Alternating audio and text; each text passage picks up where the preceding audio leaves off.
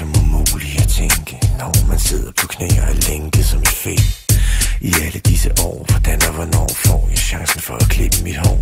Uden skæg i mit liv, jeg forlade min væg og tage hjem til dem og mærke 5. Vær slem igen, en gammel ven af familien, der stikker vennekåbefjeset frem.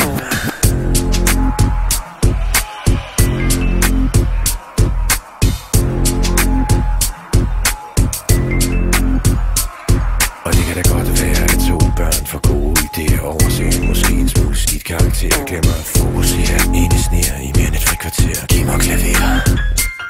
Hør hvor det kvæser, når jeg messer aser til laser, de hænger i glaser, daser og fjæser. Nu skal du til at passe på, Tor, kvindagtige smør til nord. Man ved hvor du bor. Jeg skal ikke bære eller vrede. Jeg har bare en fattelig lyst til at gøre alle fakta, så du tager afsted.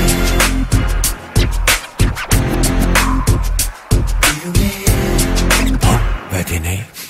Er det mon hjemme bag? Nej, det er den søde duft af nederlag. Dydernes ubehag bliver den smalleste sag med det tydeligste slag.